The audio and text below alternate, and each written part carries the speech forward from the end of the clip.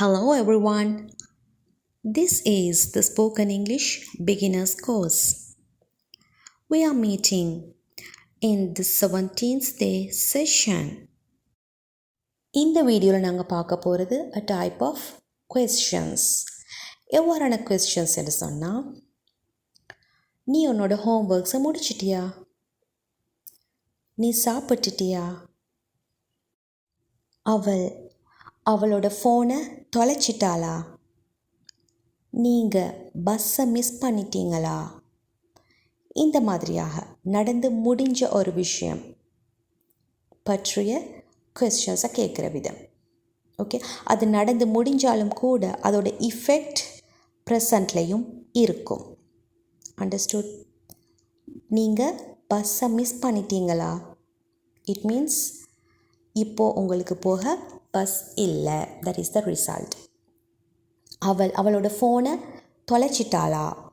It means இப்போ அவளிடம் அந்த ஃபோன் இல்லை. That is the result which we can see in the present. நிகழ்காலத்தில் அதோட ரிசல்ட்ஸை காணக்கூடியதாக இருக்குது. ஓகே, இவ்வாறான சென்டென்ஸ் பேட்டர்ன்ஸ்க்கு நாங்கள் சொல்வது ப்ரெசண்ட் பர்ஃபெக்ட் டென்ஸ்.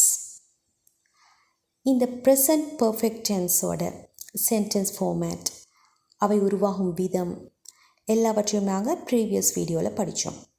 ஸோ நீங்கள் இன்னும் அந்த வீடியோவை பார்க்கலன்னா மறக்காமல் பார்த்துடுங்க.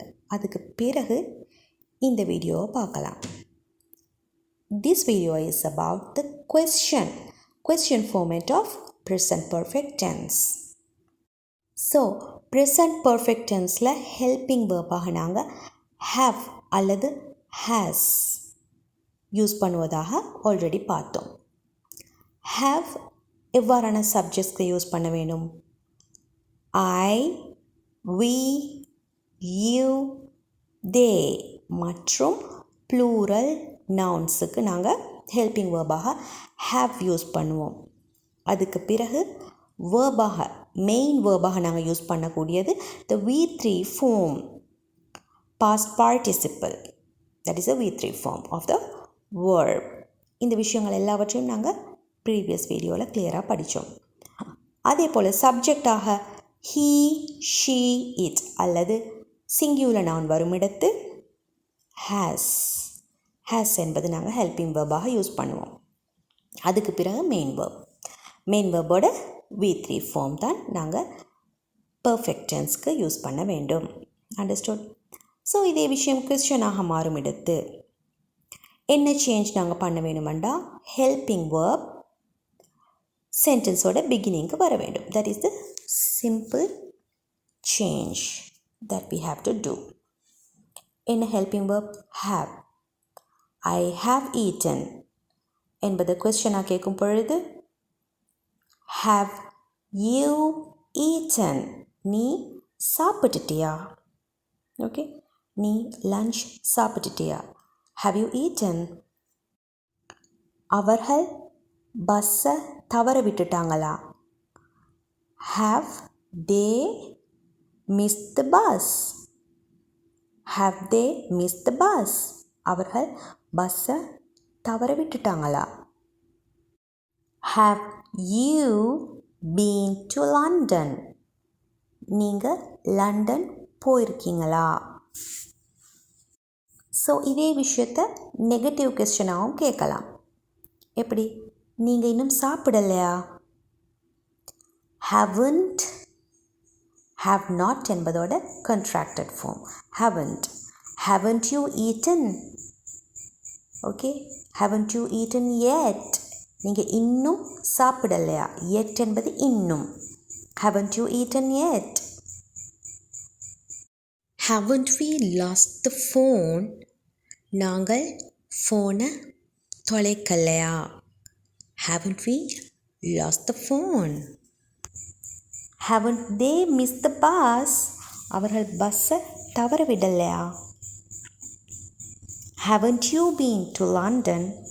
நீங்கள் லண்டன் போனதில்லையா? அண்டர்ஸ்டுட்? இவ்வாறாக நாட் சேர்த்து கொஸ்டினாக கேட்கலாம். ஸோ ஹாவ் யூஸ் பண்ணி நாங்கள் இவ்வாறான கொஸ்டின்ஸ் உருவாக்குவது எவ்வாறான சப்ஜெக்ட்ஸ்க்கு? ஐ, வி, யூ, they மற்றும் plural nouns. So he, she, it மற்றும் singular nounsக்கு நாங்கள் has இனை யூஸ் பண்ண வேண்டும். Has she missed her phone? அவளோட ஃபோனை தொலைச்சிட்டாளா? Has she missed her phone? Has he completed his course? அவனோட கோர்ஸை கம்ப்ளீட் பண்ணிட்டானா? ஸோ இதே விஷயம் நெகட்டிவாக வரும் பொழுது hasn't he completed his course? அவனோட கோர்ஸை கம்ப்ளீட் பண்ணலையா? Has it flew away? அது பறந்து போயிடுச்சா? Hasn't it flew away? அது பறந்து போகலையா? Understood? இவ்வாறா நெகட்டிவ் கொஸ்டின்ஸையும் எங்களால் உருவாக்க முடியும். Very easy. So try to make these type of sentences, questions, and practice yourself with present perfect tense. So present perfect tense சம்மந்தப்பட்ட 2 வீடியோஸை நான் அப்லோட் பண்ணியிருக்கிறேன். அது ரெண்டையும் நீங்கள் திரும்ப பார்த்து perfect tense பற்றிய ஐடியாஸை எடுத்துக்கோங்க. அதே போல் சென்டென்சஸை உருவாக்கி ப்ராக்டிஸ் பண்ணுங்கள். Let's meet in the next session. Until that, take care. Bye-bye.